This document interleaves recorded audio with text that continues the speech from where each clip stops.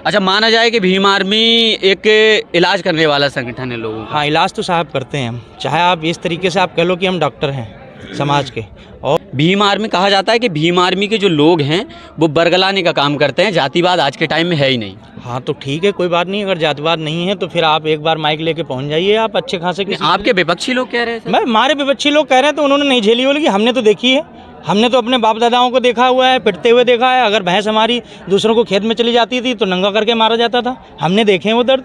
हम तो 35 साल की उम्र होगी, हमने अपने बचपन देखा। अगर हम किसी के घर जाते थे तो दरवाजे के बाहर ही खड़ा कर दिया जाता, अंदर नहीं घुसने दिया जाता था। हमारे लोहे की स्टील की एक थाली ताखे में रख दी जाती थी, जो ताक बनाए जाते हैं उसके अंदर में रख जाती थी एक स्टील का गिलास, उसका कांच का गिलास, वो भी आपको अपने आप ही धो के रखना है, नहीं तो आपके ही समाज का दूसरा व्यक्ति आएगा तो बिना धुले उसमें खाएगा। वो स्थिति थी। कौन कह रहा है कि समाज बदला है?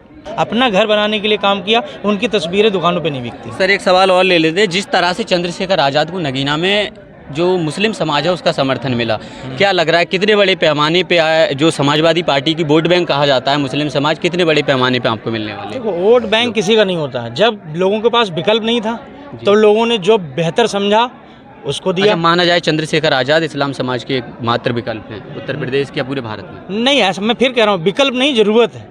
क्योंकि मुस्लिम समाज की अगर कोई आज बिना डर के आवाज़ उठा रहा है तो वो कोई और नहीं, सिर्फ चंद्रशेखर आज़ाद जी और आर्य समाज पार्टी भीम आर्मी। हम जहाँ भी कहीं अत्याचार होता है तो बिना झिझक एक समय में मुस्लिम समाज बाद में आता है, पहले हम पहुँचते हैं, क्योंकि हमको ये लगता है कि ये पीड़ा जो है मुस्लिम समाज की है, हमारी पीड़ा। और मैं आपके चैनल के माध्यम से उन लोगों को भी कहना चाहता हूँ जो लोग समझते हुए कि नहीं, बहुत लोगों के आप मुँह से सुने होंगे, बीजेपी के लोग, आरएसएस के लोग कहते हैं कि नहीं इनको देश छोड़ के जाना पड़ेगा, इनको ये करना पड़ेगा। ऐसा नहीं है। मुस्लिम समाज का उद्धार इस देश पे बहुत है, उन्होंने बहुत बलिदान दिया इस देश के लिए।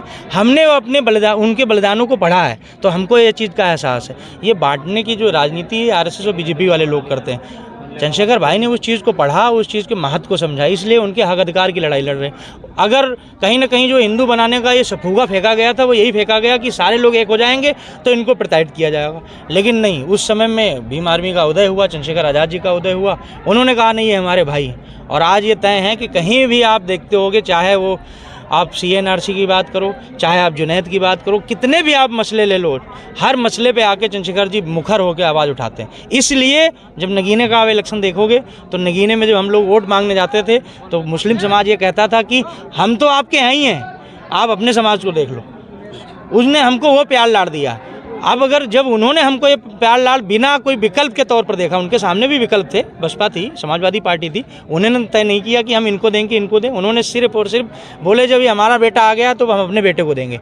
तय है कि जो समाज हमारे साथ खड़ा था हम उसके लिए जब तक जीवित हैं तब तक उसके साथ में रहेंगे। सर आप उत्तर प्रदेश के प्रदेश अध्यक्ष हैं तो एक सवाल आपसे ये रहेगा कि 2027 में चंद्रशेखर की आज़ाद समाज पार्टी का क्या भविष्य होने वाला है? देखो, भविष्य तो 27 का छोड़ो आप, अभी ये उपचुनाव आने वाले हैं।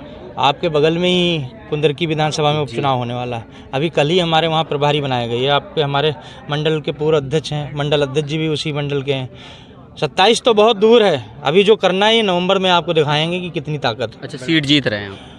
सीट दी सिर्फ एक नहीं, 10 सीटों पे लड़ रहे हैं और 10 सीटों पे सर ऐसा समीकरण बनाएंगे कि इसके बाद हर आदमी लखनऊ का रास्ता देखेगा तो सिर्फ आज़ाद समाज पार्टी के दरवाजे से देखेगा कि यहीं से जाके। एक जवाब ये, जो लोग कहते हैं कि आज़ाद समाज पार्टी के जो राष्ट्रीय अध्यक्ष हैं चंद्रशेखर आज़ाद वो वोट काटने का काम करते हैं। हाँ, बहुत सही बात है। अब ये समस्या ये है कि सवाल जो लोग करते हैं उनसे ये सवाल पूछना जाना चाहिए कि हम 17 में तो नहीं लड़े थे, हम 22 में जो है मुश्किल से 10, 15, 20 सीटों पे लड़े थे। अभी ये जो लोकसभा इलेक्शन हुआ पूरे हमने 80 सीटों में सिर्फ 2 सीटों पे हम लड़े। तो इसका बताओ आप, पहले जब 2 सीटों पे लड़े तो 78 सीटों पर हम वोट कहाँ से काट ले आए? बल्कि हमारे भीम आर्मी आज़ाद समाज पार्टी वालों लोगों ने तब भी उनको वोट दिया, हमारे संगठन में होने के बावजूद भी उनको वोट दिया कि कोई नहीं तो चोर तो ये भी है, चोर ये भी है, कम चोर है तो इसको ही दे दो, फिर भी वोट दिया। तो उनको ये मानना चाहिए कि जो उनका अधूरा काम था वो हम पूरा कर रहे हैं, वोट काटने का काम। भीम आर्मी संगठन उन लोगों के लिए क्या कहना चाहेगा जो सड़कों पे भारतीय संविधान की कॉपी लेकर वोट मांग रहे थे? देखो, वो कहावत एक सही है कि सिर्फ हाथ में किताब ले लेना एक अलग बात है, उसके अंदर में क्या छपा है, क्या पढ़ा इसके अंदर में है, उस चीज़ को महसूस करना बहुत ज़रूरी बात है। हम दलित समाज से आते हैं तो दलित समाज की क्या पीड़ा है वो हमको पता है। कोई श्रवण बैठ के, कोई मिश्रा जी, कोई पंडित जी बैठ के ये अगर सोचेंगे कि दलित क्या किस स्थिति में है, उसको एहसास नहीं है। एक होता है सहानुभूति, एक होता है सहानुभूति। जो सहानुभूति करता है ना, उसको महसूस होता है कि दर्द क्या। ये कॉपी लेने वाले लोग हैं, इनको 5 साल पहले ये भी नहीं पता था संविधान होता क्या। हकीकत बता रहा हूँ आपको। और ये जो लेके पढ़ते हैं ना, तो आप तो चैनल में हो, आप कभी ऐसे लगा देना, बोलना बताओ पहले पन्ने पे क्या लिखा हुआ है। पहला पन्ना नहीं बता पाएंगे। वो खाली वो लोग हैं जो भ्रमित करना चाहते हैं हमारे समाज को, कि वही है कि लकड़ी की कुल्हाड़ी बनी होती है और लकड़ी सोचती है कि ये लकड़ी ही है और काटने का काम कर रही। सेम वही वाला पैटर्न चल रहा है। क्योंकि आप भीम आर्मी से हो तो एक सवाल आपसे लाजमी है। चंद्रशेखर आज़ाद कहा जाता है, जवान लड़के कहते हैं आपके विपक्षी लोग जी। कि चंद्रशेखर आज़ाद ने तमाम मुकदमे लगवा दिए जवान लड़कों पे, जो जवान लड़के हैं उनका फ्यूचर तबाह करवा दिया। क्या कहना चाहेंगे सर? देखो, फ्यूचर तो अगर ऐसे देखोगे तो फिर तबका तबाह। मेरे हिसाब से जो ऐसी स्थिति चल होनी चाहिए, तो फ्यूचर की क्या चीज़, जिसको रोटी खाने की इज्जत नहीं, जिसको घोड़ी चढ़ने पे नहीं दी जाती, जिसके मूंछ रखने पे इज्जत है, आप ये समझ रहे हो मुकदमा नहीं लगेगा।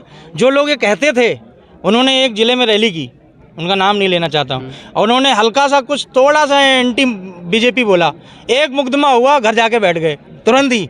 आप ये सोचो कि जब आप लड़ोगे, जो सामने आपके है वो ताकतवर आदमी है, जब आप उससे लड़ोगे तो मुकदमे तो होंगे ही। लेकिन हम मुकदमे लगवा देना ऐसा नहीं, हम लगा अपने ऊपर, हम समाज के लिए लड़ने आए तो मुकदमा लगेगा। आज हम मीटिंग कर रहे हैं, आप मेरी बाइट ले रहे हो, कल आपको हो सकता है मेरी आप बाइट चलाओ, आप पे भी मुकदमा हो जाए। आपने कौन सा जुर्म कर दिया, आपने सिर्फ बाइट ली थी। चंद्रशेखर आज़ाद जी ये नहीं कहते युवाओं से कि आप जाके रोड पे दंगे करो। चंद्रशेखर आज़ाद जी ये नहीं कहते कि आप मस्जिद पे जाके चढ़ो और झंडा भगवा झंडा गाड़ो। चंद्रशेखर आज़ाद जी ये कहते हैं कि पढ़ो लिखो, शिक्षा को बढ़ाओ। चंद्रशेखर आज़ाद जी ने प्रदेश में, आप ये आपके चैनल से इसको पहुंचाइए आप लोगों तक, जो लोग कहते हैं कि भीम आर्मी मतलब चिल्लाने, धरना देने, आंदोलन करने के लिए जानी जाती है। तो मैं बताऊं, मैं खुद डॉक्टरेट हूँ, PhD कर रखा हूँ। बहुत सारे इसमें ऐसे लोग हैं जो LLB, इंजीनियरिंग, BTech किए हुए लोग हैं। चंद्रशेखर आज़ाद जी ने पढ़े लिखे लोगों को बचाया है, किस ओर से बताया है। अगर ये भीम आर्मी में ना होते तो मैं दावे के साथ कह सकता हूँ, जो अभी कांवड़ आई थी ना, तो ये कांवड़ ढो रहे होते, ये उधर क्या नाम है इसका, मुरादाबाद की ओर में, ब्रज घाट की तरफ में कूच करते। वो लोगों को बचाया है जो लोग मस्जिद पे जाके दंगा करते, जय श्री राम के नारे लोग बोलते हुए और तलवार नचाते। इनके हाथ में संविधान पकड़ाया, महापुरुषों के बारे में बताया। और आपको बताऊं, भीम आर्मी प्रदेश, पूरे देश की बात नहीं कर रहा हूं, पूरे प्रदेश में, उत्तर प्रदेश में लगभग हर जिले में भीम आर्मी पाठशालाएं चला रही, फ्री, निःशुल्क। तो वो पाठशालाएं सिर्फ इसीलिए चला रही कि ऐसे लोग, शोषित वंचित समाज के लोग, वो पढ़ लिख सकें। ये बात मीडिया में नहीं आती। एक लास्ट सवाल, भीम आर्मी कहा जाता है कि भीम आर्मी के जो लोग हैं वो बरगलाने का काम करते हैं, जातिवाद आज के टाइम में है ही नहीं। हाँ तो ठीक है, कोई बात नहीं, अगर जातिवाद नहीं है तो फिर आप एक बार माइक लेके पहुंच जाइए, आप अच्छे खासे। आपके विपक्षी लोग कह रहे हैं, हमारे विपक्षी लोग कह रहे हैं तो उन्होंने नहीं झेली होगी, हमने तो देखी है। हमने तो अपने बाप दादाओं को देखा हुआ है, पिटते हुए देखा है। अगर भैंस हमारी दूसरों को खेत में चली जाती थी तो नंगा करके मारा जाता था, हमने देखे हैं वो दर्द। हम तो 35 साल की उम्र होगी, हमने अपने बचपन देखा। अगर हम किसी के घर जाते थे तो दरवाजे के बाहर ही खड़ा कर दिया जाता, अंदर नहीं घुसने दिया जाता था। हमारे लोहे की, स्टील की एक थाली ताखे में रख दी जाती थी, जो ताक बनाए जाते हैं उसके अंदर में रख जाती थी स्टील का गिलास, उसका कांच का गिलास, वो भी आपको अपने आप ही धो के रखना है, नहीं तो आपके ही समाज का दूसरा व्यक्ति आएगा तो बिना धुले उसमें खाएगा। वो स्थिति थी। कौन कह रहा है कि समाज बदला है? अच्छा, माना जाए कि भीम आर्मी एक इलाज करने वाला संगठन है लोगों का। हाँ, इलाज तो साहब करते हैं हम। चाहे आप इस तरीके से आप कह लो कि हम डॉक्टर हैं समाज के, और डॉक्टर हम इस तरीके से हैं क्योंकि बहुत सारे जो जिस दृश्य चल रहा है आप देख रहे हो, खुलेआम कोई हमारी बहन जा रही है उसके साथ छेड़छाड़ कर दे रहे हैं। अभी आपने देखा कि बहुत सारे ऐसे कांड हुए। तो ये जो भेड़िए हैं, इन भेड़ियों के कोई तो नकेल डालेगा, तो इन भेड़ियों का इलाज करने का काम भीम आर्मी बखूबी कर रही है। अगर ये बात कोई कहता है तो उस पर टिक कर दीजिए कि हम अच्छे हैं। चलिए, बहुत बहुत शुक्रिया हमसे बात करने के लिए। भीम आर्मी के प्रदेश अध्यक्ष हैं, हम इनसे बात की और वो मामूली सवाल और जो अहम सवाल थे हमने आपके साथ रखने की कोशिश की। आप कमेंट बॉक्स में बता सकते हैं बातचीत आपको कैसी लगी। आप सोशल प्लेटफॉर्म देख रहे थे। मेरा नाम अनिल है। जय हिंद, जय भारत, वंदे मातरम।